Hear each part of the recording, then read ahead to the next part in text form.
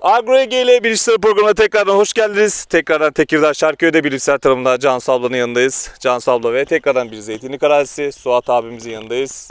Şimdi ilk önce tekrardan Cansu ablayla başlayacağız. Cansu ablam.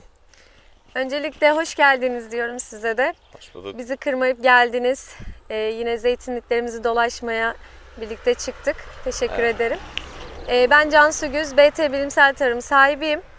Buraya da Suat abinin yerlerini dolaşmaya geldik. Verdiğimiz ilaçların nasıl etki gösterdiğini görmek için tekrar arazide kontrole geldik. Tekrar hoş geldiniz diyorum size de. Hoş bulduk. Şimdi Suat abi var yanımızda. Suat abi bilimsel tarımla çalışıyor. Evet. Suat abi nasıl, ürünlerden memnun musun? Neler yaptık, neler ettik? Cansu abladan memnun musun? Cansu Hanım'la uzun yıllardan beri çalışıyoruz. Hemen hemen bayağı ilk geldiğinizden beri burada beraber çalışıyoruz. Biz kendisinden de memnunuz. Bize önerdiği ürünlerden de memnunuz. Allah razı olsun kendisinden. Sizlerin de sayesinde onlara tekrar bir teşekkür edelim. İlgi alakaları iyi. Kullandığımız ürünler var. Bize devamlı tavsiye ettiği ürünler var. Elimizden geldiği kadar o ürünleri de yapmaya çalışıyoruz. Kullanmaya çalışıyoruz. Bu yıl AgroEG'nin ürünlerinden bahsetti kendisi bize. Daha sezona başlarken işte yanlış hatırlamıyorsam 4.15'ten başlamıştık değil mi? Evet, ilk önce 4.15 fosfor 4.15'ten başlamıştık tabii. Ondan sonra en sonda şu anda da kalsiyum attık. Çiçekten sonra. Evet, çiçekten sonra şimdi attık işte onu da. Allah'ımıza çok şükür bu sene mahsul çok güzel ama kıyasladığımız zaman komşularıma nazaran en son kalsiyum attıktan sonra komşularımda daha fazla dökme olduğunu gördük. Bende çok daha az. Diğer komşularımızda daha fazla karabiber dökülmesi oldu. Ben de çok memnunum. Allah razı olsun. Ürün de çok güzel. Kullanacak olan arkadaşlara hiç tereddütsüz tavsiye ederim. Burada yanlış anlaşılma olmasın. Herhangi bir çıkarım, herhangi bir şey yok. Ben tamamıyla çiftçiyim. Tekirdağ Şarköy, Eriklicek köyünde Suat Şirin. Gelip tarlalarımı da, zeytinliklerimi de kontrol edebilirler. Sağ ol abi. Bu arada çiftçi abimizin tek yani çıkarım yok dedi. Sen şapka verdik onu yapayım. Şimdi buradan gören herkes aynı şekilde şapkayı isteyecek çünkü aynı şekilde.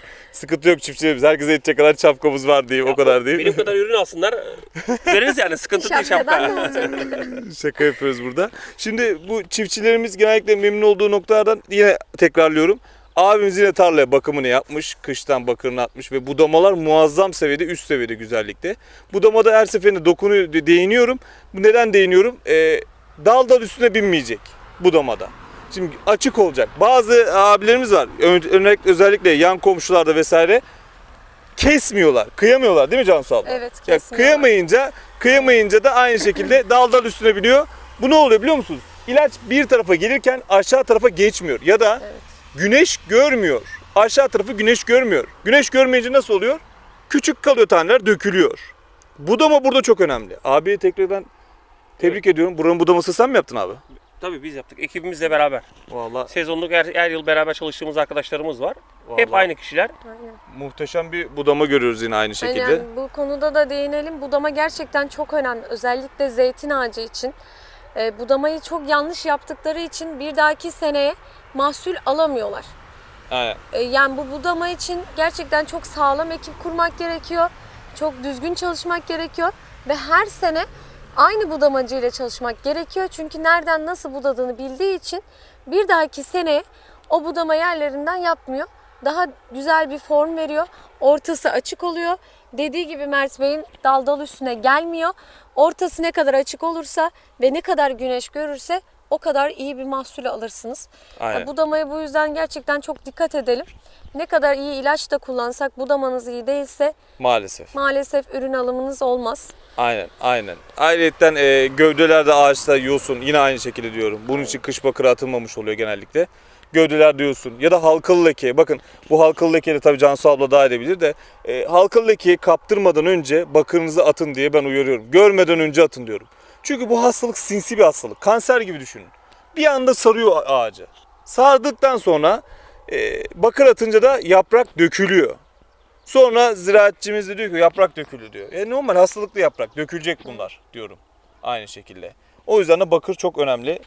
Evet, bakır gerçekten çok önemli. Biz de daha çok bu konuya değiniyoruz. Benim en çok dikkat ettiğim konulardan biri özellikle halkalı leke ve zeytin dökülmelerinde. Bakır ve kalsiyumun önemini daha çok anlatıyorum gelen müşterilerime. Öncelikle bakır kullanın ve yağmur yağdığı zaman zaten mantara yakalanma riski daha fazla olduğu Kesinlikle. için bakır mutlaka atın. Bu yüzden bakır attıktan sonra da daha sonraki ilaçlamanız kalsiyumla olsun. Kalsiyum da sap kısımlarını çok fazla güçlendiriyor. Aynen. İkisine dökülmesini kesinlikle engelliyor. Bu yüzden bakır ve kalsiyume çok önem verin. Buna ben kendi dükkanımda çiftçilerime de çok anlatıyorum.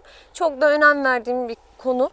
Bakır attırdığım ve kalsiyum attırdığım hiçbir çiftçimin zeytinlerinde kesinlikle dökülme yapmıyor. Bu yüzden bakır ve kalsiyumu kesinlikle ağaçlarımızdan eksik etmeyelim. Aynen, aynen. Yani bilinçli insanlarla çalışmanız lazım. Buradaki çiftçiye de düşen bilinçli, işi bilen kişilerle kesinlikle bölgenizde kim varsa onunla çalışın. Yani bu sizi başınızdan savan, zorla hani bunu yap, yapıyorsan yap vesaire diyen insanlarla çalışmayın. Cansu abla yine çiftçiye ne kadar değer verdiği ortada. Çiftçimiz de mutlu aynı şekilde. Allah razı olsun. Evet. Aynen. Çok, Yani- Sizden de.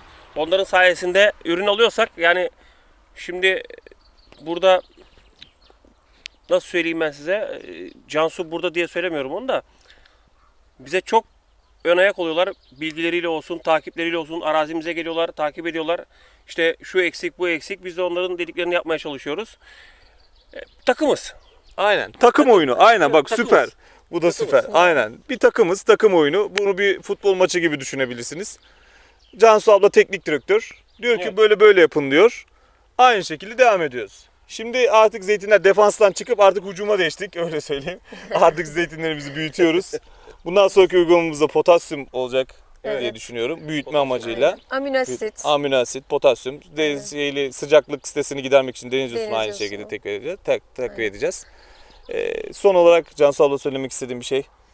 Yani söylemek istediğim dediğim gibi bazı konular var, ince detaylar var. O ince detaylara çok dikkat etmemiz gerekiyor.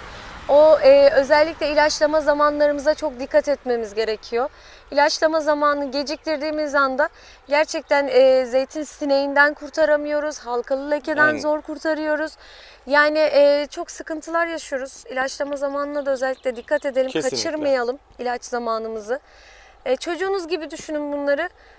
Vitaminlerini vermezseniz, ilacını vermezseniz hiçbir şekilde iyi bir sonuç alamazsınız. Düzenli şekilde her şeyin grubuna, etken maddesine dikkat ederek kullanalım. Biz bunlara kendi dükkanımızda çok dikkat ederek kullanıyoruz. Söyleyeceklerim şimdilik bunlar. Teşekkür Zaten ederiz bizi Cansu abla. tanıyan bilirler bu Tekirdağ konuları. Şarköy'de aynı şekilde. Abi son olarak söylemek istediğin? Valla bizim ekmeğimiz bu. Biz buna bakarsak bunlar da bize bakar. En büyük bir sözle söyleyeyim şöyle bir şey. Vermeden almak Allah'a mahsus. Ben ona bakacağım, o da bana bakacak. Her şey karşılıklı arkadaşım. Abiye de çok teşekkür ediyoruz. Bizi Biz de izlemeye sağ olun. devam edin. Çiftçimizin mutluluğu bizim gururumuzdur.